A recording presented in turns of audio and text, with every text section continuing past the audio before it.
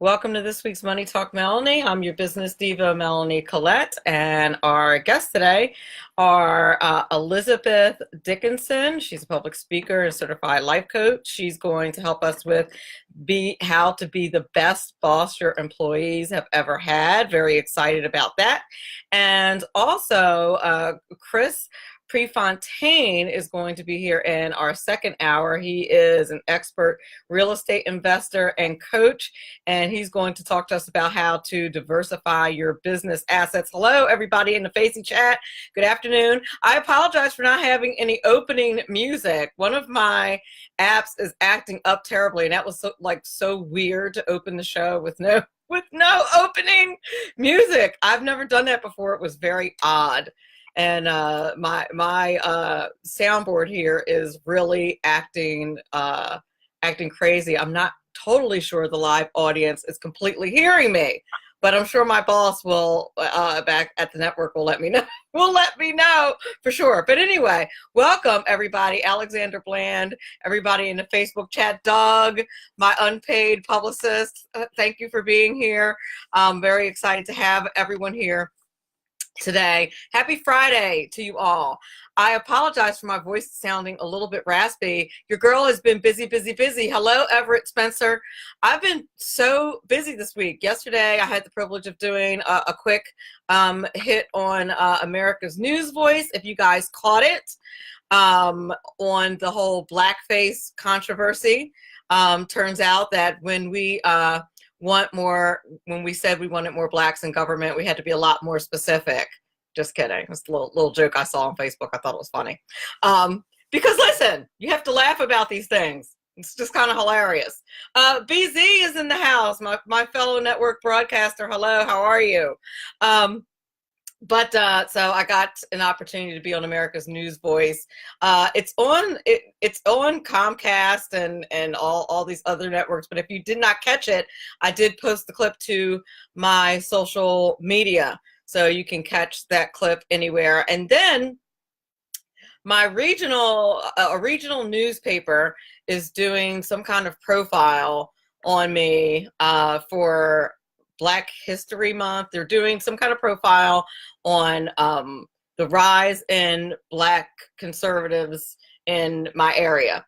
And they did 2 days, the day before they did a phone interview, and then they came to my house yesterday and did a video interview and took tons of pictures, and hopefully they will paint me in a positive light. But I've been doing a lot of talking the last couple of days, so my voice is is a little worn out. BZ said that is funny. Come on, that is funny. Blacks in the government? That's hilarious. Oh, the name of the paper is called the Atlantic City Press, and the video, I believe, is going to be online. I don't know when it's going to come out, but they did say that the video interview is going to be online. And you know me, all about the self-promotion. When it's up, I will post it. I'll post it when it comes up. But the TV hit I did yesterday for America's News Voice is posted on my social media. You guys can check that out if you like. I did not want to let this opening go without talking at least briefly about AOC's new Green Deal, because listen, it's not, thank you, Alexander. It's fun. Listen, it shouldn't be funny. I shouldn't be laughing, but it's comical. She reminds me of one of my students who, I know, BZ. I know somebody said somebody found out I was Black, apparently. I actually have to tell you the story behind how they found me. It's very funny. I know I'm supposed to be talking about AOC, but I'm at this meeting. There's a historically Black town where I live called Whitesboro, New Jersey, founded by George White, a Republican, by the way. And I was at a meeting talking about they're replacing the post office. Ironically, now this it's a historically Black town. This tends to be where the majority of African Americans in my area live. I attended this meeting with the mayor, who is white, who's a Republican, and we just got the majority back. The reason why I was attending this meeting is because someone in Washington, D.C. in the media asked me if I would go cover that meeting. I don't live in Whitesboro. I happen to live in a place called Cape May Courthouse, which is not where a lot of Blacks live. Most of the Blacks in my area live in Whitesboro. I've lived in Cape May Courthouse most of my life. So someone Someone saw me sitting next to the mayor and said, I'll bet she's a Republican. Asked the mayor who I was, and he told the person, the reporter, who I was. Now, in the meantime, an article was published in the paper, in a paper about this meeting, and there's a picture of me from the side and two other people, and the caption of the picture says that the reporter is speaking to residents of Whitesboro, and I'm included in the picture. And of course, as I just explained, I don't live in Whitesboro, and I was sitting right next to the mayor. I happen to live in the same district as the mayor, which is predominantly white. But I thought that was just really funny because they didn't even bother to ask me where I lived. Like I said, just assumed if I was Black and I was at that meeting, then obviously I live in Whitesboro. And welcome to the perils of living where I live. Like that, and that has happened. Like that's how it is where I live. Like if you're Black and you live in Cape May County, or you specifically Middle Township where I live, they pretty much just assume that you're from this historically Black town. So, which I'm not. So it's just all of it's just kind of amusing to me. And then I guess they were probably surprised when they came to my house and it was in Cape May Courthouse and not in Whitesboro. So I don't know if they're going to correct that in their paper or what, but I just thought that was funny when I saw that in the paper. I was like, they didn't even ask me where I lived. What is that? But anyway, so I do need to talk briefly about AOC's, about what is the woman's name? Alexandria Ocasio-Cortez's Green New Deal and what she wants to do. It is just a bowl of fantasies. Like how do you write this as a legislator? And listen, democracy, our republic is fantastic, and it's great that basically, I mean, she just proves that like anybody can be an elected official, and that's great.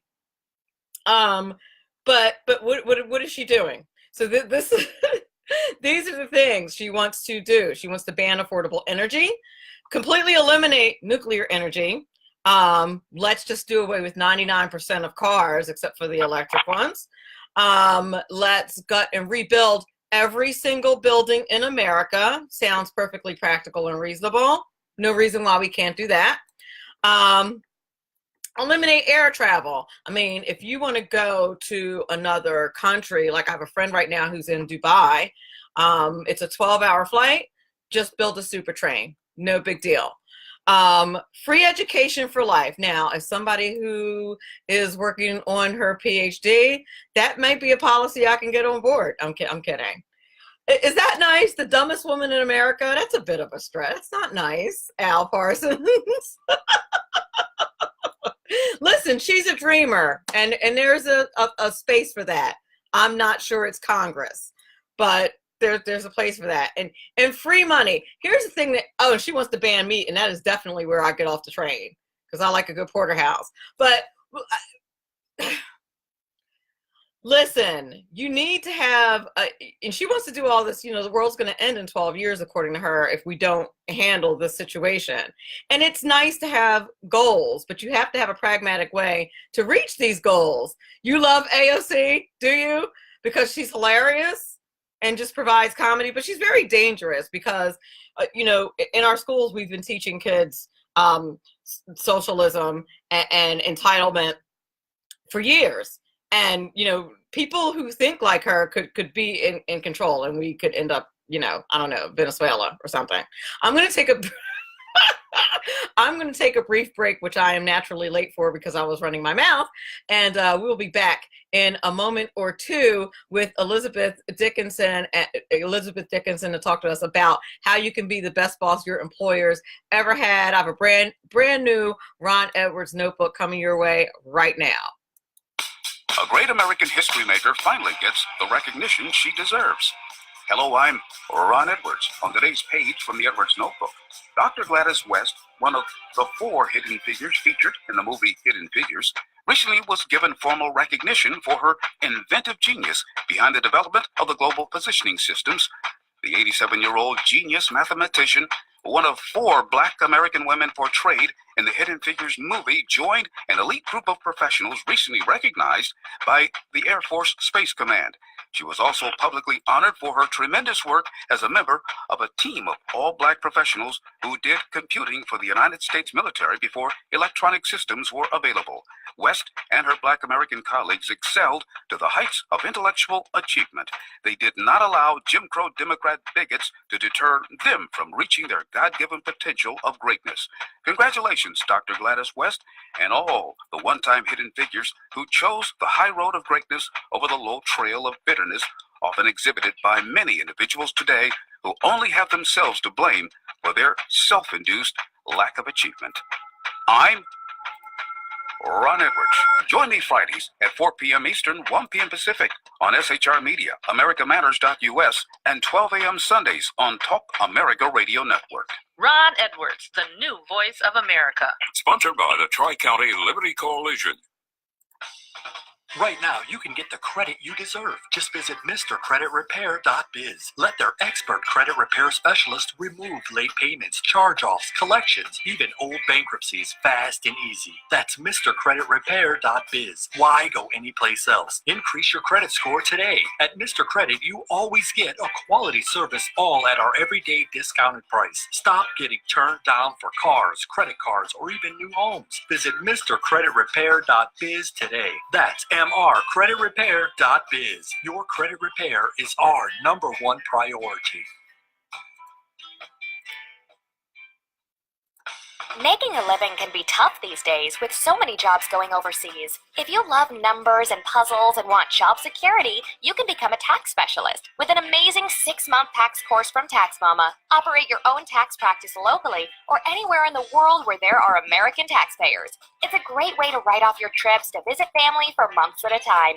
Everything you need to pass the IRS 3 special enrollment examinations is included in this course. Visit irsexams.school. And if you need more than 6 months, that's okay. Take your time. You're in the course until you pass the exams or until you unsubscribe and reject Tax Mama's emails.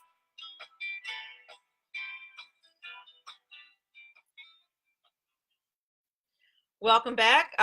You're listening to Money Talk with Melanie. I'm your business diva, Melanie Collette, and I'd like to introduce my guest for the first hour, Elizabeth Dickinson. She's a life coach, speaker, and presenter, also a writer. She has coached and presented in over 40 for-profit and nonprofit organizations, including Land O'Lakes and Performance Excellence Network. The Concise Speak Coaching Handbook is her first nonfiction book. Education includes a Bachelor's of Education, honors degree, Cambridge University, a Master's in Psychology, and Lesley University, and life coaching certification from Adler Graduate School. As a former board member of the Minnesota Chamber of International Coach Federation, she initiated the PRISM Award, recognizing organizational coaching excellence at Bar Engineering, Cargill, Pepsi, and nonprofits, including Better Futures Minnesota and Pregnancy Choices. Elizabeth was named the change maker by Minnesota's Women's Press after she first ran for political office. And without further ado, Elizabeth Dickinson, how are you? I am fine. Thank you so much for having me on your show, Melanie. Oh, thank you so much for being here. Listen, is there anything that I left out of your bio that you'd like my audience to know? No, I don't think so. You know, I think part of my mission is to really help people adopt coaching skills, and especially for your listeners, into their management techniques so that they have happier, more engaged, more productive employees. It seems like that's very difficult to do these days, isn't it? People seem very distracted, and I think people stay in jobs that they're not very happy with, and a lot of times it's because of their bosses that they have this situation. I know I've had that situation. I don't know anyone who hasn't had a situation where they felt that they had a boss that they just couldn't deal with. Absolutely. You just really hit the nail on the head right there. The Gallup organization measures employee engagement every 10 years. And they have decided that engagement, which is basically when the employee goes above and beyond their job duties to do more, that engagement is actually linked to a whole host of factors for the company, including customer ratings, profitability, productivity, turnover, even things like safety and shrinkage or theft. So the Gallup research has identified 3 things that ensure good management and employee engagement. And one is hiring good managers, weeding out bad managers, and customizing management to each employee. What they figure is that most employees today, they really, it's wonderful to get good benefits and all of that kind of thing. But basically, the most important thing for them is to have meaning and to have some autonomy. And one of the ways that you can sort of increase an employee's autonomy is really to coach them in a way that brings out their strengths and that increases their sense that they can decide what they want to do on the job. And that takes a little bit of a leap of faith, because the essence of coaching is really it's sort of based on this idea that people know how to do their jobs, and the best way for them to do their jobs is the way that the way they think they should do their jobs. And that really, that definitely takes a little bit of faith. But if you can do it, you really honor the diversity of goals. You can accommodate different growth patterns. You can allow for different approaches to doing the job. So those are all parts of it. And the rewards are, the companies that have won the PRISM Award or that use coaching, they definitely get happier employees. Some of them are some of the most profitable companies, on the planet. They have higher customer ratings. And, they have less turnover. All of those things are part of engagement. And all of those things can be increased through helping your managers learn coaching skills. Okay, now you are bringing up some really interesting points, because I would think that there are areas where I would think that part of the gift or part of the talent that you need to develop as a boss is to find those places where that actually applies. Because I would think that if you, for example, like I have a friend who's an engineer, a chemical engineer specifically, there's areas at of her job, I would think, where she has to be pretty precise and cannot do things her way or stuff starts to blow up. But there are absolutely. But there are yeah, areas. no, it's absolutely true. It's absolutely true. But there are things that you can incorporate in there that things like incorporating SMART goals. SMART goals are specific, measurable, achievable, results-oriented, and time-bound. That's what the acronym SMART means. And you can help your employees, figure out that everything that they're doing about making it more efficient. But if you also tie that to the kind of the soft skills, which are, refraining from being judgmental about people, being encouraging, using active listening techniques, all of those things that a coach does, you can make the harder things, like coming up with SMART goals, you can make them go over a whole lot easier. Employees really want to feel like they're listened to, and listening doesn't just mean, just sort of listening with half an ear. It means putting your whole focus on the employee and using repetition, repeating back what they're saying. It doesn't, one of the things I always say, and I say this to everybody, whether you're, a parent or a manager or anything else, but when people start to feel desperate, and kind of get out of control, and you can even use this technique in arguments, if you just say, wait a minute, I want to make sure I'm understanding you correctly, and then you repeat back what they've said, it literally relaxes the person, because hearing their own words back to them proves that you have been listening. It doesn't mean you have to agree with what you're repeating back to the person, but it does. But it is just, it's the closest I can get to a silver bullet in all relationships. I even use it with my husband. Sometimes repeat back what he says if I see him getting upset. So knowing some of those sort of basic skills, and all of the skills I think in coaching are incredibly simple. They're not always easy to do because you really have to bring your ego out of it. but they are very simple, and anybody can learn them and use them in all kinds of relationships. For sure. And I'm thinking in terms of, I'm a classroom teacher, I'm a classroom professor. I think those kinds of things probably work in those situations. And you're right, it's not easy, especially when you are an authority figure. Do you think, does holding people accountable play a role in coaching? And is it the how you hold people accountable that matters? Yeah, I think all of that matters. I mean, if I'm working with somebody one-on-one, we've gotten to the point where we've actually identified action steps. I always say to them, is this something you want to commit to? And they can say yes, they can say no, or they can counter with something else. But the idea is that, you get people to commit to something, and they can absolutely say no, but then I say, okay, we have to find something else that you can commit to. And then you come up with deadlines, and the deadlines really come from the other person. When do you think when do you think you're able to get that done by? And they can tell you.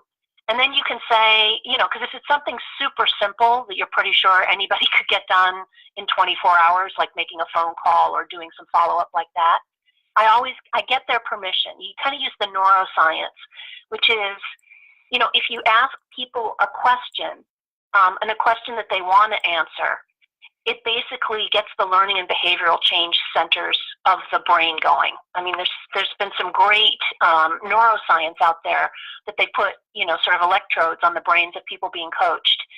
And if the coach basically has a judgmental attitude, doesn't believe the person can do it, and they tell the person what to do, the learning and behavioral change centers of the brain don't light up. They're not engaged. But if you have this sort of, if you have this attitude that the person really can do it, you ask them compelling questions, you can hold them accountable to what they say, and they're more likely to follow through on something if they come up with the idea themselves.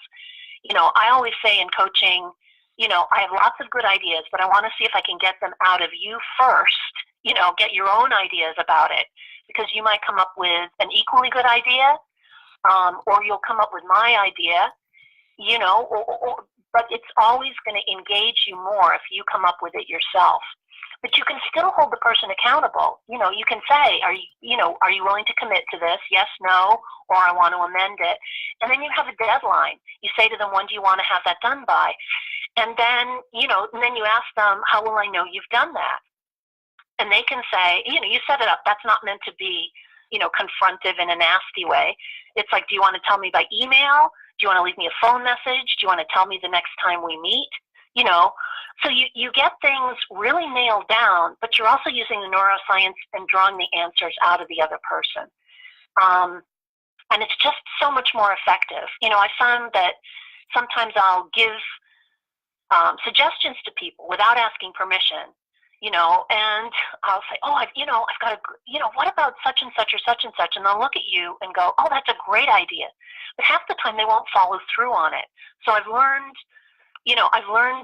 that the coaching technique really works, that it's better to get it out of them. And, if they're really stumped, then I'll say, would you like a suggestion? And then, 99% of the time they'll go yes. And then I'll give them the suggestion. But again, you've engaged their brain because you've gotten the permission to give them the suggestion. And what I find is that people will follow through on all of it, if they've got those kinds of parameters, if the goals are SMART, which you can use in any situation, right. Specific, measurable, achievable, all of those things. And the person still feels like they've got autonomy, that they are creating their own lives. It's not being dictated to them. And that's the essence of having an engaged employee. Indeed. I have a couple of questions in the Facey chat. I've been copying them down. One question out of the Facey chat from Kenneth McClinton, actually the inventor of Money Talk with Melanie. Believe it. Awesome. He invented the show from the Exceptional Conservative Network. He's a boss himself, and he said, what's the difference in results when expectations are written and not oral? I guess what he's saying is do you get a different result? That's awesome. That's a great question. There's some studies out there that show if goals are written down, you're 30% more likely to achieve them. I mean, that's really stunning. So almost everybody that comes through that I've coached, they take notes. They write stuff in their calendar, they write stuff down, and that is really an awesome way to make sure that, it just gives that extra added boost and makes it more likely that the goal is actually going to be achieved. So that's a brilliant question. Oh wow! Please don't blow his head up anymore. We don't need that. When I saw him pop up in the Facey chat, I told him he was just on time. We're talking about how to be a good boss.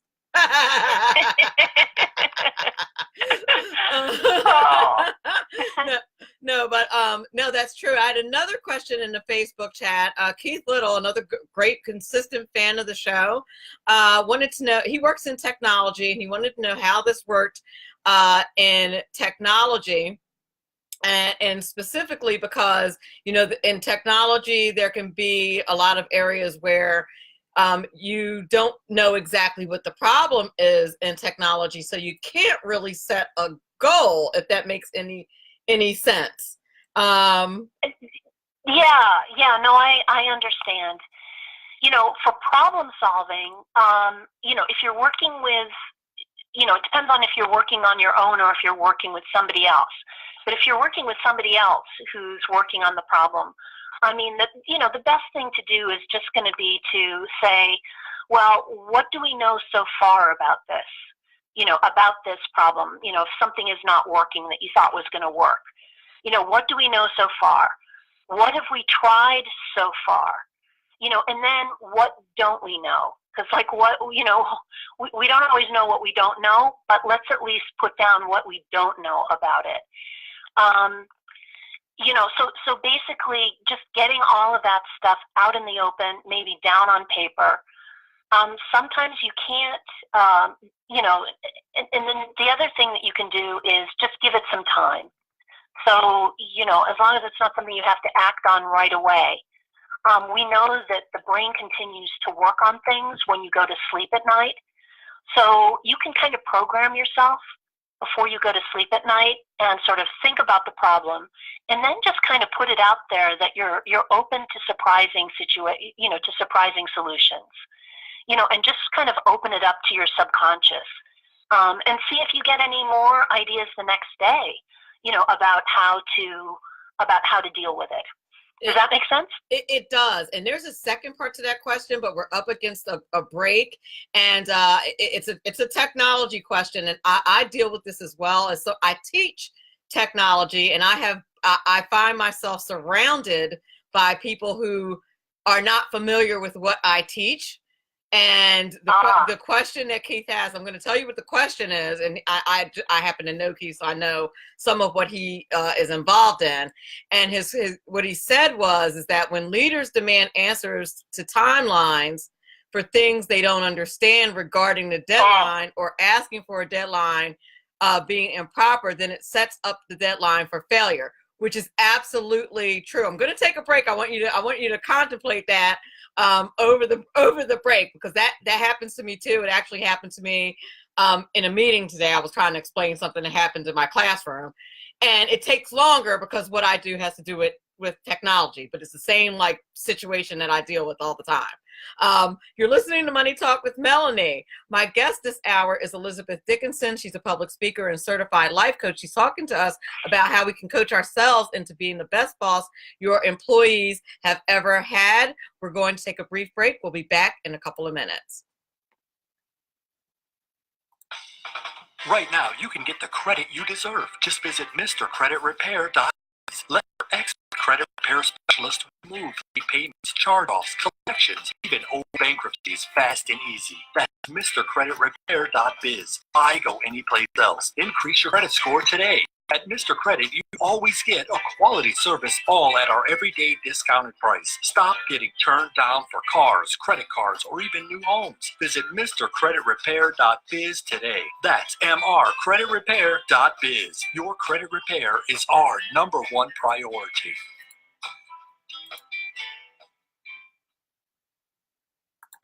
Making a living can be tough these days with so many jobs going overseas. If you love numbers and puzzles and want job security, you can become a tax specialist with an amazing 6-month tax course from Tax Mama. Operate your own tax practice locally or anywhere in the world where there are American taxpayers. It's a great way to write off your trips to visit family for months at a time. Everything you need to pass the IRS 3 special enrollment examinations is included in this course. Visit irsexams.school, and if you need more than 6 months, that's okay. Take your time. You're in the course until you pass the exams or until you unsubscribe and reject Tax Mama's emails.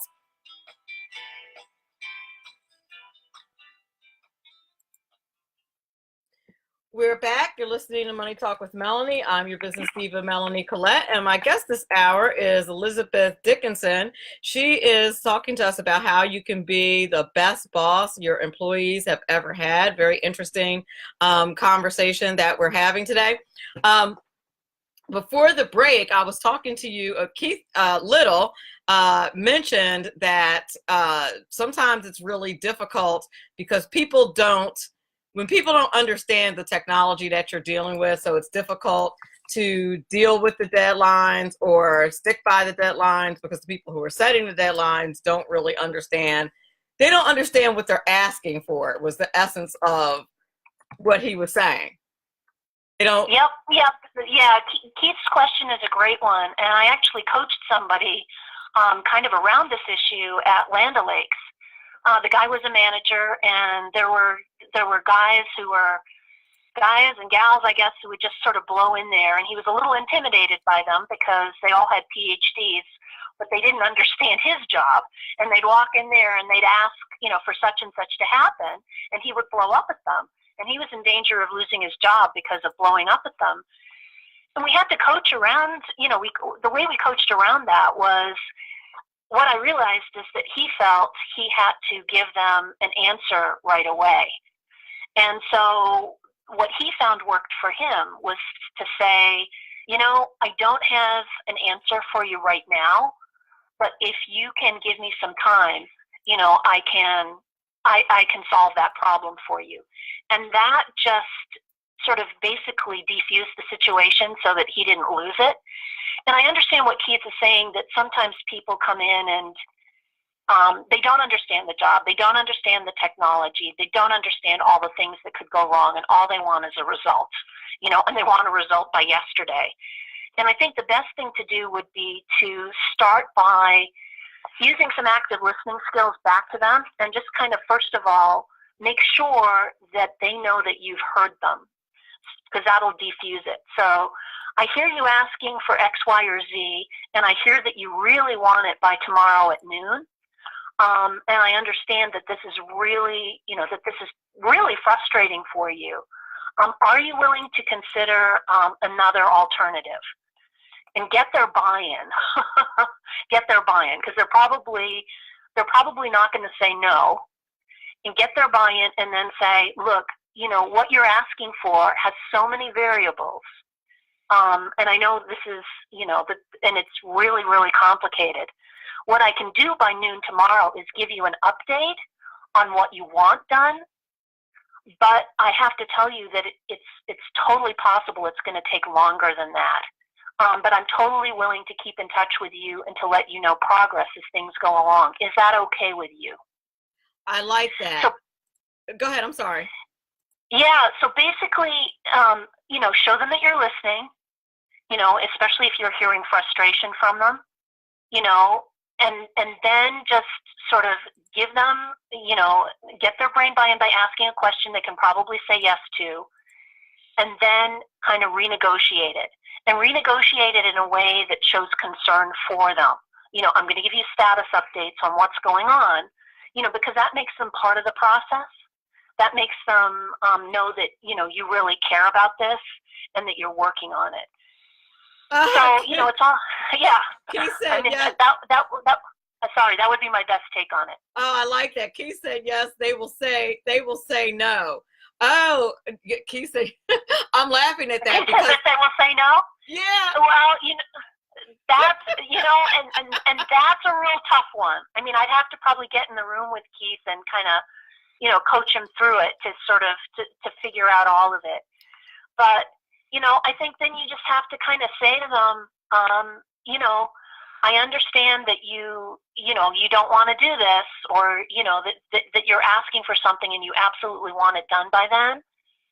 I would so love to say yes to this, but I don't want to set up unrealistic expectations.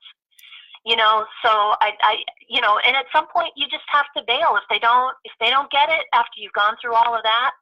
You just have to bail on the conversation if it's getting out of hand and say, can we discuss this again later? I tend to do that too with the technology piece. And it's hard because, especially when you know the details of the technology, it can be very difficult. It can be very difficult. The point that I tend to get to is I say something like, I could regale you with the minutia of the technical details, but trust me when I say this is the time frame. If you want to know all the technical details behind it, I'm happy to explain it. But if you trust my expertise, this is what it is. And that's kind of, where I go with that. I can look, I'm a teacher by trade, so I can explain it. But most of the time people don't want to listen to that. I deal with that with my parents a lot in explaining.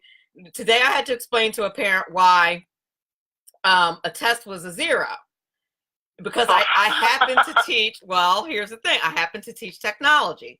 I happen to teach a computer class. So the test was a project. And she's like, I don't understand how you get a 0 on a test. How did she not do her test? You're sitting in a classroom, you just take the test. And I'm like, well, not in a computer class, because it's technology. Yeah. I don't ask her a bunch of questions about PowerPoint. It's a project. I said, and she just didn't do the project, and it was a test grade. So because it's technology, I need to know that she knows how to use the technology. It's a different, so, you have to explain, the difference between a technology type test. I said, I could ask her a whole bunch of questions about PowerPoint, but is that really useful in knowing that she knows how to use the program, which is what I'm here to teach her? No. Well, and it sounds pretty simple, because if she didn't do the project, then she didn't do the project. So, yeah. Well, right. Yeah. But people don't gather that aspect at first, how technology is just really different from the regular world. And that, that was her first, this is the only computer class. And, the parent was like, well, how in the world, she had 3 days why in the world does she have 3 days to take a test, first of all? And and why were you not watching her closely to make sure she was taking it? It's high school. I was like, because it's high school. It's self-guided. She either does the work or she does not do the work. I can't sit by her and make sure she goes through every slide and does what she's supposed to do. It's a, so, those are the types of things, where when you're in a supervisory authority type capacity, I have to coach parents through that kind of thing all the time, because they, absolutely, because people make judgments without really understanding everything that goes into it. And they can't know everything that goes into it, but they have to know some basic parameters so that they know the judgment they're coming to is actually the correct one. For sure. And it's a very unique situation when you add the technology piece. And unfortunately or fortunately, technology is everywhere. Kenneth McClinton says, how does the one handle false expectations upon an employer? False expectations upon an employer? What kind of question is that? Does he mean boss expectations on an employee? No, he means an employer. He used to be my boss. Yeah, I told you, he invented my show. I know what he means. That's why I'm giving him a hard time. Actually, we'll be working together in a couple of weeks at a conference. I'm looking forward to it. It's going to be fun. Awesome. Yeah, but I'm going to need Kenneth McClinton to elaborate on that thought. So I guess what he's saying is sometimes employees have expectations, too many expectations of their boss. Like they think their boss is Superman and can do everything, or perhaps they think that their boss is responsible for things that they're not responsible for. Or maybe he's indicating, if he elaborates, I'll know, but I'm just kind of guessing here, that he has to do maybe more hand holding than he thinks he should have to do. Oh, and he said exactly. Well, I told you. I see. Yeah. Well, I think that I mean that's a tough one. I think I think you need to, as the boss, you probably need to do some questions about what the folks' expectations are. Because an awful lot of times, if employees are acting too needy, or what you think of as too needy, it's probably because they're afraid of making a mistake, and they want to make sure that what they're doing is in line with the boss's expectations. That's something that I find a lot. I work with some nonprofits, and some of the younger people that work in the organization, how can I put it? They have a lot more questions. Like, they just have a lot more questions before they take action. And my whole attitude is, they'll say, well, what do you think about such and such, or what this person, or how should I approach them? And I'm like, you approach the person by asking them. You can just call them up. And they're like, oh, that's a cold call. And I'm saying, no, not if they've already done the outreach. And, you can always call them and say, hey, so-and-so met you at a gathering, and they suggested that I contact you to ask you about this stuff. I mean, sometimes it seems really basic to me, but I have to realize that a lot of people out there are afraid of making mistakes. They're afraid of being pests. They're afraid of all of these things. So, I think in the boss's case, you need to say, you need to identify the behavior. It's like, Bob, you keep coming up to me and asking me about, certain things. And to me, it seems a little bit obvious. Can we talk a little bit about stuff? Because I see you as a bright, capable person. I've seen you do all of this other kinds of work where you've done outreach, but in this area, you keep wanting to check in with me. What can I do so that you feel more confident, or able to do this without checking in with me so much? So somehow just identify what you see as the behavior that's kind of irritating you, and then put it back on them. How can you be more empowered in this area to go forward? You just kind of need to get to the bottom of it. Identify the behavior and get to the bottom of why it's happening, and then put it on them. How can you act how could you be more empowered in this area? It's true. And so, some people just are not independent, grab the bull by the horn kind of people. And I do think you're right. People are afraid of making mistakes. And then, but I do think that Ken may have and Ken is certainly not saying this. These are my words, just in case anybody on his network are listening. But I think sometimes people are just lazy too, and don't want to think about things. And so instead of thinking things through themselves, they'll just ask their boss. You know what I mean? Instead of working problems out themselves. That could definitely be part of it. But I would say, as a coach, before if you're trying to take a coach approach in this stuff, coaches try and avoid making judgments about people that are related to, like, basic character traits. It's more about treating what's going on. There's a behavior going on here that is just not productive. It's not productive, and it's not what you're expecting or hoping for from the person. But rather than, saying they're just lazy, it's really about, again, identifying the behavior and say, look, I noticed that whenever you have a question about stuff, you come to me and ask me. I'm not always here, and I can't always respond because there's other things that I need to be doing. What can we do? What could you do to get your questions answered in some other way besides coming to me? Some way that is not, a judgment about their character so much, but really gets to the heart of the behavior, and then puts it back on them to come up with a solution, if that makes sense. It does. Because that's going to use the neuroscience. It does make sense. I know a lot of times what I'll do if I have a problem is I usually try to come up with a couple of solutions myself, and if I'm not sure like what the proper one is, I'll email my boss and say, here's the problem, here are a couple of solutions I've come up with, what do you think? So that at least, oh, well, that's great. Yeah, you know what I mean? You've done some of the work. It's not like you haven't put the time into thinking it out, but you're just not sure yourself what the best way to go is, and you're bringing them in as a collaborator. Yeah, that's a totally different way into it, and that totally works as long as you've got a boss who's going to play with you on that. Ken says meshing multiple personalities in a framework. Ken runs a radio network with multiple egos and personalities. Oh, yeah. Mine was one of them.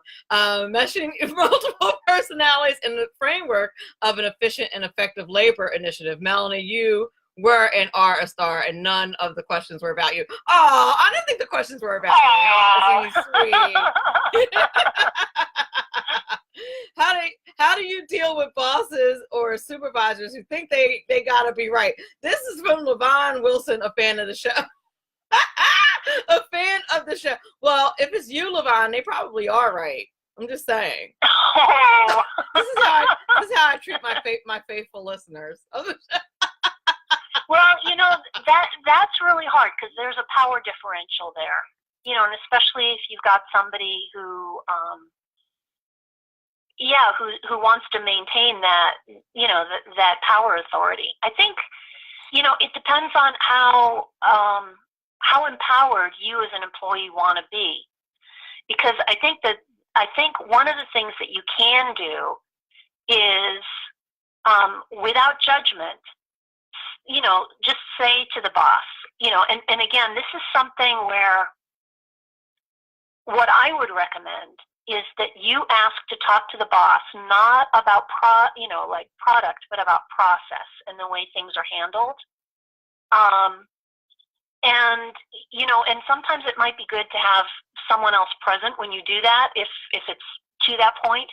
But if you still have a good enough relationship with the boss to say, can we talk about, how things are handled around here, that's separate from any other supervising time that we've got, and just kind of sit down with them and say, I wanted to make you aware of something, when you do X, like when you, ask a lot of questions of me, after you've told me that I've done a good job, but then you ask a lot of questions that sort of, asking all those questions in the way you do makes me feel X, Y, and Z. So it's like, when you do X, this is how it affects me. And you share that with the boss. They then have a choice.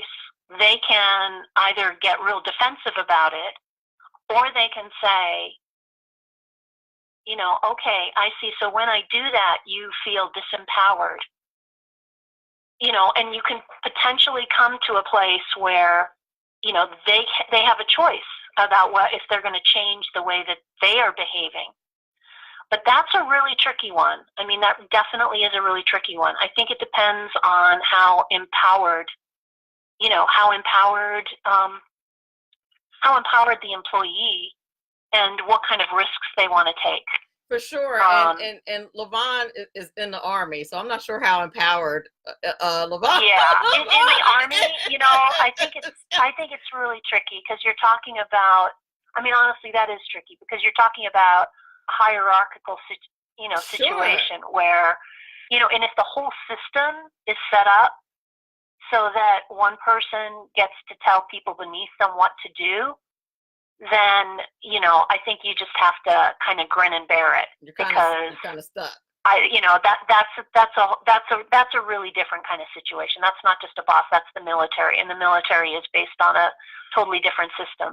I mean, the stuff that I'm advocating for is stuff that works when you've got,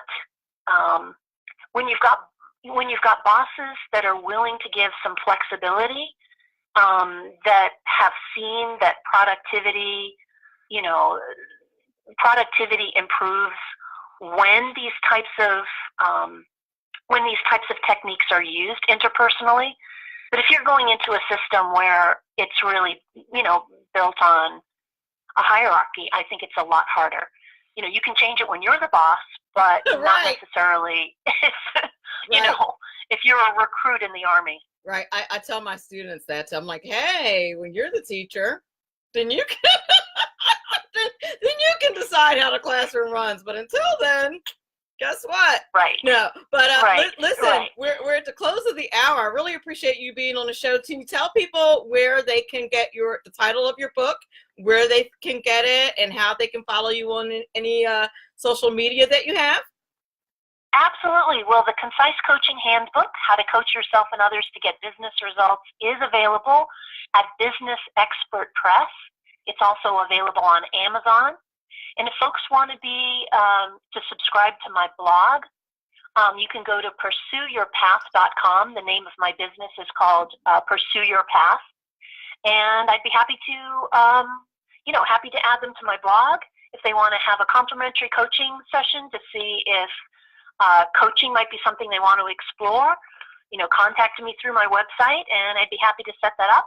And if they work for a company that would like to bring me in to talk about coaching skills and how to use them with their management, I am also open to that. Excellent. Thank you so much for being on the show. Elizabeth Dickinson, everyone, thank you so much for being on the show today. We really appreciate it. Oh, thank you for having me. I really enjoyed it. Excellent. You are listening to Money Talk with Melanie. I'm your business diva, Melanie Collette. Coming up next is Chris Prefontaine. He is a real estate expert, a real estate investor and coach. He's going to talk to us about how to diversify your business assets. I'm looking forward to talking to him about this, and I'm wondering what he thinks about changing AOC's plan to change all the buildings into energy efficient ones. I just really am, because I think that's hilarious. I'm going to ask him about that because why not? We're going to take a brief break while I get in touch with my next guest. You're listening to Money Talk with Melanie. We will be right back.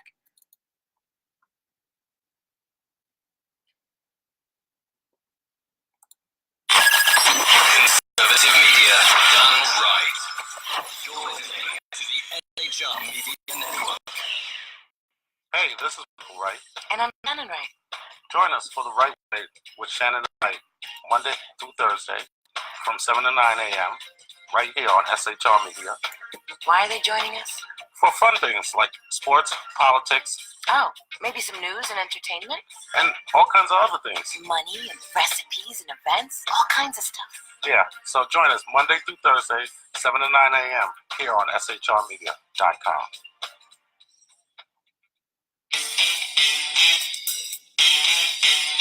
From a public locker inside a dilapidated Long Island rail station comes a show designed to piss off liberals using truth, facts, and ridicule. The Lid Radio Show, featuring the conservative voice from the People's Republic of New York, the Lid himself, Jeff Dunitz. Tune in every Wednesday at 2 p.m. Eastern, 11 a.m. Pacific on the SHR Media Network. Go to shrmedia.com. At Lid Radio, we fight for the truth, justice, and a good kosher T-bone. If you don't listen, Hillary Clinton might sneak into your bedroom in her housecoat late at night and blame you for her election loss. It's the Lid Radio Show with Jeff Dunitz.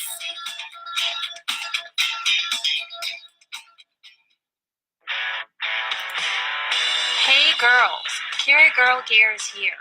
More and more women every day are concealed carrying, participating in competitive shooting, and getting firearms training. It's not a boys' club anymore, and we don't have to shop in their stores anymore either. Finally, a cool and unique clothing line just for women. Dope tees and hats for the patriotic concealed carry and 2A girl. So what are you waiting for? Go check out carrygirlgear.com today. It's your business diva here, Melanie Collette. I am inviting you to a front row seat as I discuss some of the most intriguing details of wealth and finance with today's movers and shakers in the world of business. Listen in and discover financial truths on a global, domestic, and household scale. Uncover topics that will impact your wallet today and in the future. Money Talk with Melanie airs Monday through Friday, 5 p.m. East, 2 p.m. West, right here on SHR Media and High Plains Pundit Talk Radio. You can't afford to miss it.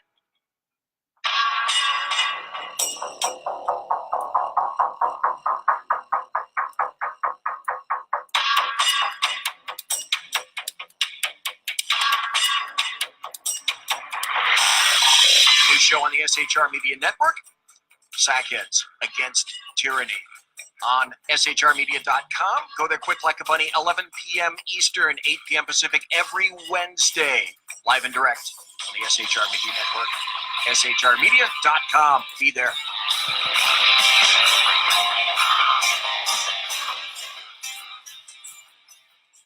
For 50 years, I've seen the American people blinded by corrupt politicians, a lapdog media, and deceptive Islam. The one thing the elites fear is one man with a cane. I'm Dave Milner. Join me through Spreaker, iTunes, and SoundCloud, through SHR Media and the Western Free Radio Network for half a century of experienced perspective on political and social issues, weekly on The Unpleasant Blind Guy. And catch me on Jeff Mitchell's EDL Radio on blogtalkradio.com. There's no surrender ever, because truth is not always pleasant. Broadcasting behind enemy lines in occupied California, a mere 2 miles from the state capital, the bloviating Zeppelin's Berserk Bobcat Saloon Radio Show can be heard every Tuesday and Thursday night at 8 p.m. Pacific and 11 p.m. Eastern, only on the SHR Media Network. Go to shrmedia.com to listen. You can also watch on the SHR Media Facebook page and the SHR Media YouTube channel. No goldfish were abused in the making of this ad. Conservative media done right. You're listening to the SHR Media Network. Welcome back. You're listening to Money Talk with Melanie. I'm your business diva, Melanie Collette, and welcome to our second hour of the show. Thank you so much for hanging out with us on this Friday evening. Our first guest, Elizabeth Dickinson, was very helpful in telling us how we could be better bosses, and if we have bosses that are not so awesome, how we could deal with them. I thought she did a great job doing that. Our guest for the second hour is Mr. Chris Prefontaine. Hopefully I'm pronouncing his name correctly. I'm sure he will correct me if I am wrong. He is an expert real estate investor and coach. He's going to talk to us today about how to diversify your business assets. He has been in the trenches in the real estate industry for over 25 years. His company's done over $80 million in real estate transactions. He's a practitioner at heart, which is why his company still buys between 4 to 10 properties each month, where Chris and his family practices what he preaches. He's the author of the best-selling book, Real Estate on Your Terms. He's an expert at addressing the fundamental problem most business owners struggle with, which is how to get their wealth out of their business and into other assets in case they don't have the opportunity to sell their business or if they want to sell their business. So diversification of assets can provide a balanced portfolio, and real estate may be one of those investment strategies that they may want to consider. So Chris Prefontaine is on the show today to tell us all about how they can do that, and I'm very excited to introduce him today. Chris, how are you this evening? Terrific. Thank you. And the name was pronounced perfectly. Ah, excellent. I love when I get that right. Good deal. Oh, so happy to have you on the show this evening. I was talking in the opening at the first hour about the new Green Deal proposal, and I don't know if you've heard about this in Congress, one of the young new Congress women has proposed this new Green Deal, and one of the proposals is that every building is replaced with green energy, green efficiency, like that every building is redone. And I comically said I was going to ask you about that. That's not a serious question unless you really do have an opinion on that. I haven't found any benefit ever to commenting on political issues, but I did hear that. I think it's rather a joke. For sure. Well, for sure. But I thought it was so. I was like, how is that even practical? Well, listen, it's good to have goals. Being young is all about dreaming. All the power to her. Yes, I teach financial literacy to high schoolers, and one of the things I hear lots of very interesting dreams. A lot of my students are going to be in the NBA and thus don't need to be financially literate, of course, or they're going to be rappers. So neither of those vocations you need to learn to manage money. So they don't need my help at all. Or yours for that matter, because why would they need like investing help or anything like that? Because they're not going to have any money or anything if they're going to be in the NBA or athletes or rappers. It's insane. It's insane. Well, I'm happy to have you on the show today. I really want to talk to you. I liked the aspect of reinvesting your business assets. Like once you have this successful business, and I know plenty of people, believe it or not, in this situation. I happen to live in a resort area, and people who live where I live tend to be entrepreneurs or work for the government.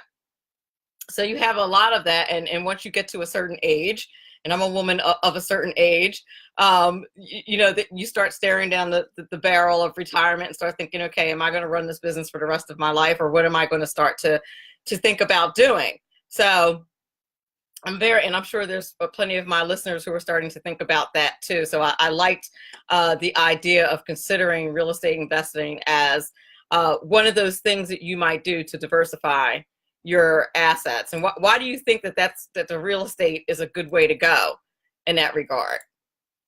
Well, I mean, I have two comments on that. One is real estate's not going anywhere, right? So it just depends on their time horizons. But the other comment I'd have is relative to quote unquote investing.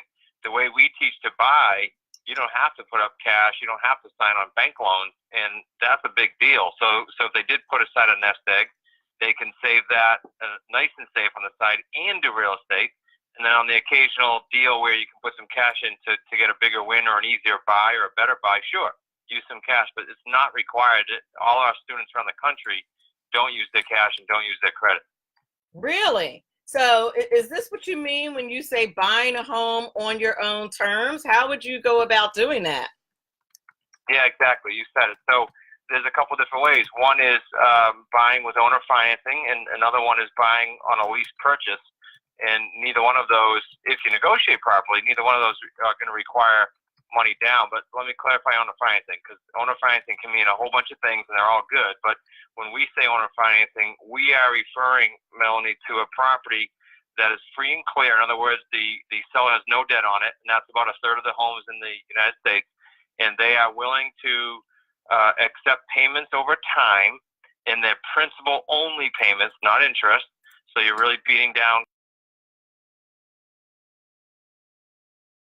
agreed upon balloon date, obviously, to finish the payments. But that's a great way to buy because you have a nice hedge against the economy in case the market goes backwards on you, and you're getting that principal benefit every single month. Very true. I have a question in the Facey chat. The show streams live on Facebook, just me, but the audience can hear you quite clearly. And I already have a question in the Facebook chat from Ken McClinton. Wants to know why you suggest real estate when the stock market gets annual returns of 10% or greater, especially in place of a 10-year bull market. I have my own opinion on that, but you go first. Okay, I tend to be blunt, so I don't want to step on anyone's toes on this, but I would never opt for a 10% return when I can get multiples of that in real estate. That's number one. Number two, my home value, as bad as the market crash was in 2008, cannot go to zero, but a stock can go to zero. Very true. And I tend to agree with that. And the other thing about real estate is you have residual income, you have tax breaks. There's so many ways you can maneuver with real estate that you can't with the stock market. Absolutely. You can your real estate investments can be covered under a business, and therefore provide you more tax write-offs, and provide you more, to put it diplomatically, flexibility in your accounting. So Yeah, here's the other thing, Melanie. Think about this for a minute. We don't put much money down. I mean, I put $10 to $100 down, or if I'm in my IRA investing, I'm putting $500 down. But let's just think about if an investor was going to put $100 grand in the stock market, forgetting what you and I already said, and instead took that and took $1,000 per home and tied up 100 homes, 100. When the market goes up by even a few percent, you do the math. There's no comparison. We could go on that one. Exactly. And the bottom line is, one thing happens in the stock market, 1 or 2 bad days, or one big tragedy, a 9/11, something like that, and you're suffering a great big loss. I mean, over 10 years is fine if you are the kind of investor who can withstand the severe dips and lows, but most of us can't. Yeah. The Warren Buffetts of the world, that's an opportunity to buy when the stock market does something like that, long term. But most of us don't have those same opportunities. So, I agree. It's a risky premise. Ron Edwards says he likes flexibility. There's a conversation going on in the Facey chat, because Ron Edwards in the Facebook chat said, why don't any of my students try to become rocket scientists? And I said, because they don't make any money. But obviously they don't. But I like the idea of buying on your own terms. And I never thought of, I didn't realize 1/3 of people's homes are, now is that 1/3 of the homes on the market, or 1/3 of homes in general in the United States are owned outright? Yeah, in general, owned without debt on them. And just in case someone goes and tries to Google that and search it, look, I don't know if it's 33 or 36 or 29, but it's a big number. Oh yeah, because somebody will fact check you on that. No, I'm just kidding. That's why I said it.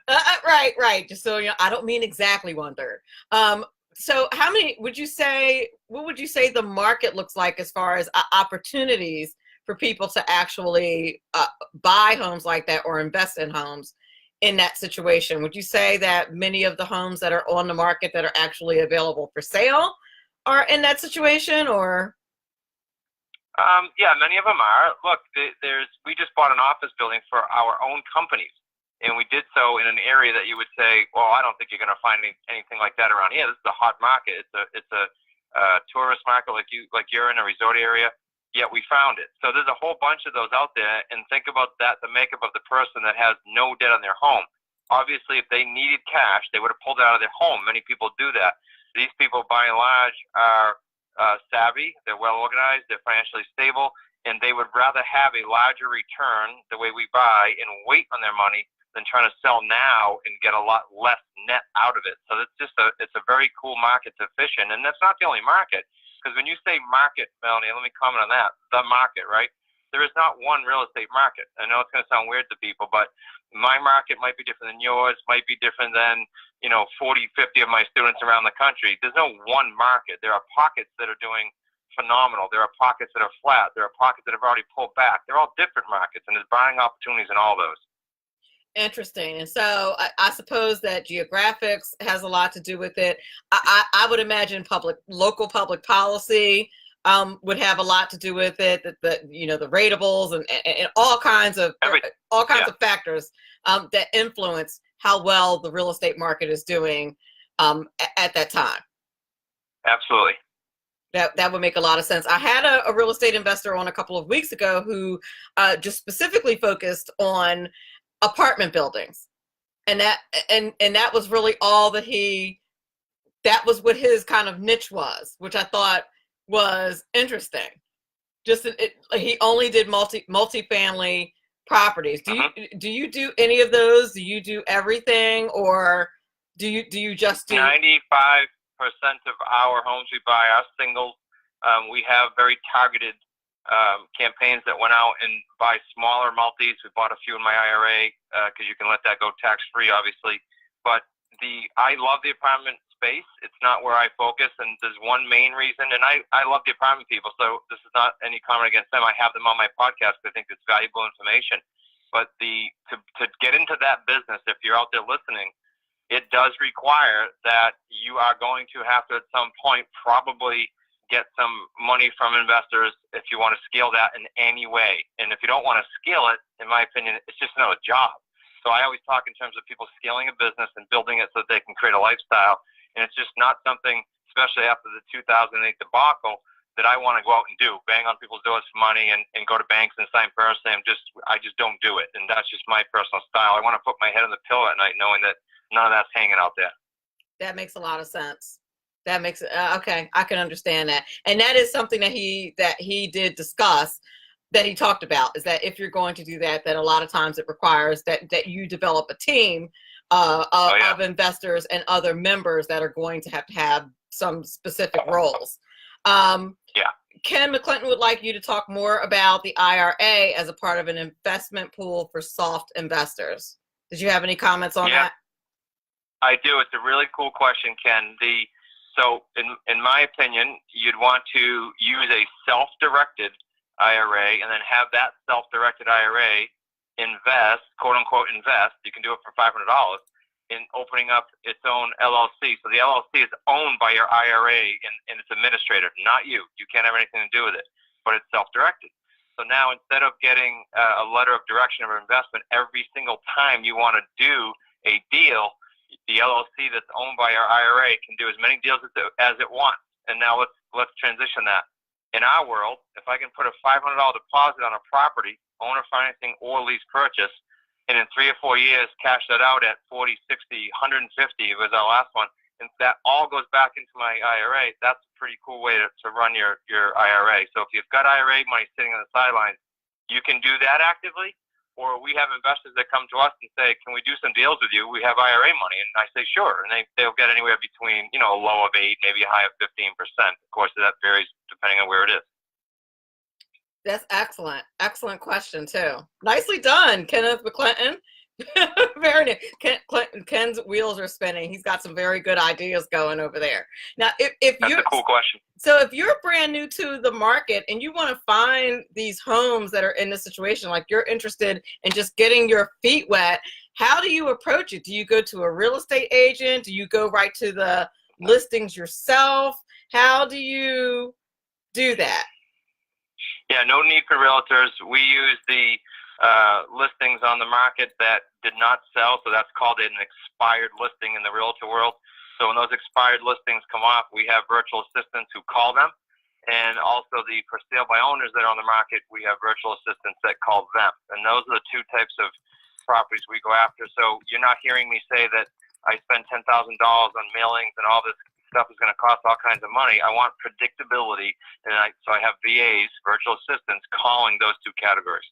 So those are basically your leads, and the lead lists are made for you, basically. I mean, the list is there, but do I want to talk to them all before I know they'll accept something on terms? No. So I want to make sure my time is spent only talking to people that want to talk to us. So they'll pre-sift them, and if they say, okay, call this person, Melanie, she told me that she's open to hearing about how you can do that on terms, then I call them. That's a productive call. Oh, for sure. And so you have the virtual assistant screen them, and you pay them, I guess, I don't know, $10 an hour or whatever it is you pay your VA, and that saves you a ton of time. Your time wants to be, used making deals, making deals, making the big money. Yep, you said it correct. Yep. Which makes a ton of sense. Ken says, what of the LLC procedures for legally creating that without negative impact from the IRS, state oversight agencies? I would think that since you're dealing with an IRA, you're cool, but you go ahead and answer that. Yeah, no, very, very applicable question. So you're going to want to make sure you go to someone that's experienced in doing that. I'll give you the company I use, Melanie, if it's okay to say that on the air. Absolutely. Okay, so I use, in a lot of my students, I wouldn't say all because some of them were set up, we use Quest, Quest IRA, out of Texas. I don't have a contact for you. They were recently merged into a different name, but just go online and check Quest IRA. They are experienced. There's a person that specializes in So don't get the wrong representative. There's a specialist that will help you set up the IRA and then have that IRA direct the investment into an LLC. And certainly I'm happy to help you too. Excellent. Excellent. I like that. Kenneth said the same thing. Kenneth said the same thing, that's excellent. And that is an excellent idea. I love it. So you use virtual assistants to get the for sale by owner and the expired list. Often when those lists expire, do sometimes those listings go back on another list? Do people, I guess, relist their homes using a different agent or by lowering the price? Go ahead. Sure, they'll often blame the agent like it's the agent's fault. It's not. It's usually price, and so they'll try another realtor like it's a magic pill. But most of them are frustrated. So if we can chat with them before they go on the market, and they know they're not paying a real estate fee, and they'll get more money net as long as they have time to wait, then they're usually open to that. There's about, I'm going to tell you that 40% of the people we speak with in general are open to hearing more about how we can buy on terms. Right, and that makes a lot of sense, especially after they've gone through the frustration and the money and having people go through their house. I would imagine they're ready to have like some third party come in and do something else. Yeah, you just put a huge explanation point on that. Yep, for sure, that's an issue. Because that's just, I mean, the thought of having to move, just that to me is enough. Frustrating, yeah. The whole process is frustrating, let alone having to sell your house. So if you're just starting out, you probably want to focus on a particular strategy if you're new to the game. What do you recommend? How do you recommend you focus if you're brand new to starting out? When I started doing just terms, now granted, as you said in your introduction, I've been at this now actually 27 years, but when I started doing just terms deals in 2013, I just focused on the lease purchase. Why? Because with the owner financing, if you're saying to an owner, I'm going to buy your house, I'm going to put no money down, you are going to be expected to pay their transfer tax or something at the table. They're not going to pay money to sell you their home. So you will come out of pocket a teeny bit, maybe anywhere from $500 to $2,000. But if you're new, why do that? Go with the lease purchase. Your deposit will be $10, and you can buy that and run that and create immediate cash flow, create monthly cash flow, and then create long-term flow when you sell it. And let me just tell you what that means. We create three, the ones I just said, 3 paydays on every single deal. So a new investor can create those 3 different types of cash flow. And right now around the country, I'll give you the average. The average is about $75,000 per deal over the term of the deal. That's a big number, but that runs anywhere from 1 to 4 years per home. That's a great number per deal when you start adding those deals up. Sure it is. That's a great number. Wow. Okay. So you would say lease purchases first, get your feet wet, start building up some cash flow to reinvest in the ones where you'll have to finance, which makes sense. Yeah, the ones that you put a teeny bit up, but why do that at the beginning? Right. That makes a lot of sense. Okay. That makes a lot of sense. It sounds really simple. I can't believe that it's quite that easy. So would you recommend if you're doing it, let's just say you start doing this part-time on the side, you really like it and you decide, you know what, maybe I can start doing this as a business. How can you parlay that into doing it as a business? Do you have to create your own LLC and start doing it under the umbrella of an LLC? How do you transform yourself from a private investor to a business? Well, I mean, I personally would suggest that. That's probably a matter of opinion, but I would suggest that they have an LLC with their first deal. It's not required to do a lease purchase, but I would say to do that for a lot of reasons, liability and anonymity. Right. A second thing I would say is everybody's palate, Melanie, clearly is different for that transition to full-time. So I have students right now, as we speak, that are saying, okay, I've got this nest egg. It took me 6 to 24 months to build up, but I know now I'm comfortable with making the move for my family. I have others that say, I'm just going for it. I'm burning all the bridges. I'm going for it. So it just depends on their personality. But I tell people to plan somewhere between 6 months and 24 months to really ramp this up so you're doing at least 1 to 2 deals per month and go back to those average per deal. It's a big number. So it's just a matter of what their personal situation is. Okay, that makes sense. Okay. And how do you do the, I guess you do the deals consistently, especially if you have a virtual assistant or somebody that you're working with who's working those leads for you, then you're talking to people regularly. Is there a certain number of, like in the real estate, or not the real estate business, but the insurance business and businesses like that, there's a recommended amount of people that you should talk to in order to do a certain amount of deals? Like, is there a cycle with this real estate business? Yeah. Like there is in other in similar businesses? Yeah, everything I do, I try to. I mean, literally, I don't care if I have a hot dog stand. I want predictability. So I can tell you what the numbers are right across the board because we have so many different areas working this. It takes. Remember, we said a virtual assistant's going to generate a lead. I'll call it a property. So it takes you speaking with 17 properties leads to get an appointment to get in the door. It takes you 25 to actually get a home under contract. It's not too shabby. And it takes 35 where you know you're getting a check. So what does that all mean? 35 property information lead sheets from my virtual assistant means I've got a deal worth $75,000. Okay. And each lead sheet is one property. Is that correct? How many properties is on each lead sheet? I haven't seen one in a very long time. So I'm just trying to make sure that that's clear for my audience. So that's not a lot. And how many of those can you do? How many leads can a virtual assistant work in, say, a day or a week? How long does it typically take he or she? They're going to usually provide you, if they work for you 5 hours a week, they're going to produce on average a couple of lead sheets per hour. So they'll get you on a 5-hour work week for them. They'll produce you 10 property information sheets. So if you do the math I just gave you, you're going to do a deal a month. Now, I tell people that, and they say, well, wait a minute, I've been at this 30 days, I don't have a deal yet. Well, you got to ramp it up. I mean, you got to fill the funnel a little bit. And I tell people, give that, a good 6 months so that we don't have false expectations. There's just so many educators out there, touting get rich quick. I just tell them it's going to take a little bit of time. I don't know everybody yet. Everybody's different, but plan on 6 months. Right. And then you have to practice your craft, so to speak. I mean, you have to practice closing that deal. You have to practice the right things to say, overcoming objection, and just like any other kind of sales situation. And as time goes on, you get better at that, I would think. Well, sure. And some students will email us for support, and that's they're going to get email support, and that's okay. So they're going to practice. They're going to do it on their own. Others, the opposite end of the spectrum, have actually us in the trenches with them, almost like quasi partners, and we're actually calling with them and for them. So does that shorten the learning curve? Sure. So it just depends on how fast or slow they want to go. For sure. Yeah, for sure. Okay. So your core values when you're starting the company and you're bringing on new clients, let's say you're doing well and you need to expand.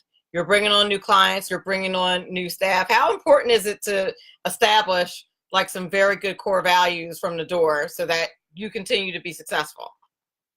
Well, I think it's the entire deal. I mean, I'm out in Arizona speaking with you now, and I come here quarterly for that very reason. We're a family company, and we have 5 or 6 core values and a mission and a purpose. And so what does that mean as far as expanding? If you're going to be an applicant to join our company, or you're going to be an applicant to be a student, people have to apply to be our students because we want them to fit within the value structure so that we have a great experience together. And if it's not going to fit, we just tell them they're not accepted.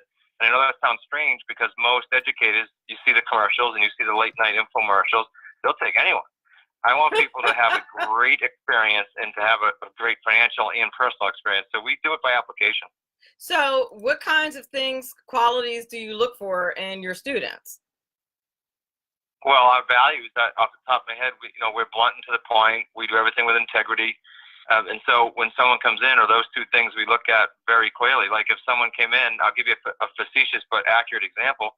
If someone came in, they were very, very sensitive to what I would say to them from a coaching standpoint. They don't fit that clear and to the point, no gray area. They're going to be offended by it. So that would not be a fit. And some people just have that personality, and that's okay. It just wouldn't fit our values. So in other words, they're not coachable. Well, they might be coachable, but our style of coaching, look, Melanie, we're from New England, right? So we tend to be a little blunt and to the point. I can tell you they'll have success if they can take that kind of coaching. Ah, yes. I'm from New Jersey, so There you go. There you go. So, yeah, You'd be great. Yeah, and I know I'm not from North Jersey. I'm from South Jersey, but I do have a lot of friends who are from North Jersey, and I have friends who are New Yorkers, and they're a little more to the point. And I'll leave that one alone. Well, yeah, and I have a close friend who's from New York, and he reminds me, he's like, "Look, I'm a New Yorker," and I'm like, "Oh yeah, that's right. My feelings should not have been hurt by that. I forgot who I was talking to. That was not mean. That was just you being from New York. Okay, never mind.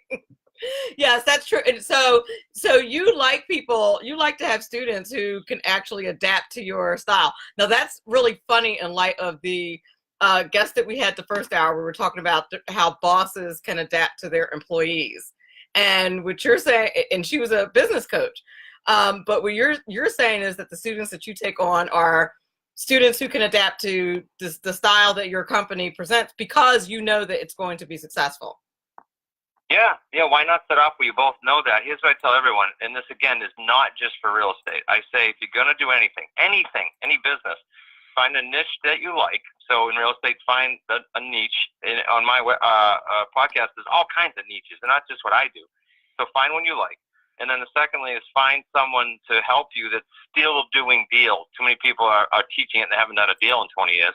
Oh. And then third, find out if you're compatible with them. I mean, man, you got to have that. So in our case, it's value connect, but just make sure that you like or can appreciate or can follow their personality style. Okay, that makes a lot of sense for sure. Do you have to do a lot of what's the word I'm looking for?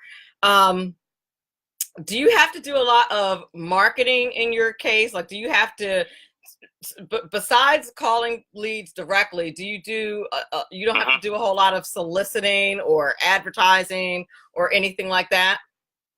We do not. No, it's a good question because a lot of the people who are in what they call wholesaling or rehabbing, they do teach to do thousands of dollars worth of mailings per month. And so we just don't do it. Your total overhead with a virtual assistant and a phone system and everything you can run is going to cost you, doing one deal a month is going to cost you $500 or $600. And that might sound crazy because the return is so high. That does kind of sound crazy when you think about it. You would think that a virtual assistant is a much cheaper way to spend your money and you have a live person calling people directly. Yeah. Absolutely. And it's predictable. That's true too. That is true too. You mentioned getting into the trenches with your clients when you do coaching. How does your coaching process work? And when you say in the trenches, what exactly do you mean by that? Sure. Well, we have everything from consulting where someone can get on the phone with myself or one of our team members once a week, all the way to what we call an associate, where they're all over the country. They're doing not just weekly calls with us, they're doing calls as needed. So if they've got deals going on, some of them we're speaking with daily. Some of them, they'll say, look, I'm new. I didn't know what to say next. Can you call my seller for me? And we do that. And we're literally doing the deal with them as if almost like we were a partner with them. Oh, wow. That works very well. And do they have to pay any extra for that in the trenches coaching or? Oh yeah, it's different levels, and again, it's more how fast or slow do I want to go? What personality am I? And here's what I do though: I don't want anyone looking at what we do and say, do I have to try it? Like, what if I don't like it? So it's very simple. There's a free webinar if they don't mind listening to me for another hour, so they can look at that and say, is this something I really want to do? And I can even for your audience, if you want, I can, including shipping. I can give you a link to get my Amazon bestseller that you mentioned. And I mean, they don't have to put a card in. It's not pay for shipping. I will pay for the shipping too if they just say they were on your show. Oh, terrific. I'll make sure that I include that in the podcast when I post it. Where can you're going to provide me with a link for that? Or? Yep, I'll give it to you. We made it for your show. It's just going to be under free, FREE. Excellent. And then the letters SREC standing for Smart Real Estate Coach. So free, SRECbook.com. Excellent. And I also have all the links for your coaching and things like that as well, which I'll make sure that I provide in the podcast. Where can people follow you on social media if they'd like to do that? We are on Facebook. We are on LinkedIn, so they can just put in Smart Real Estate Coach. If they want some more free material, the two great areas to go would be go to our YouTube channel. We release 3 videos per week, and again, for free. Why not? Go check it out and see if it's something you want to pursue. And then, of course, the podcast, smartrealestatecoachpodcast.com. Excellent. Listen, I want to thank you so much for being on the show today. You did an excellent job. A lot of information in a short amount of time. I appreciate it. I enjoyed it, and I'm super happy you had me on, and great to hear from you. You're from New England. We can chat again maybe. Yes, indeed. You're listening to Money Talk with Melanie. I'm your business diva, Melanie Collette. I want to thank everyone for listening to the show. I want to thank my sponsors, Ava Rosenberg, the Tax Mama, Robert Houston, MrCreditRepair.biz, John Campbell. Thank you so much for supporting the show. I want to thank you all for listening. If you're listening via iTunes or any other podcast platform, I appreciate your listening. Those of you out there in SHR Media Land, thank you so much for listening to the show. Remember, all of this is very important because after all, it's your money. Have a great weekend.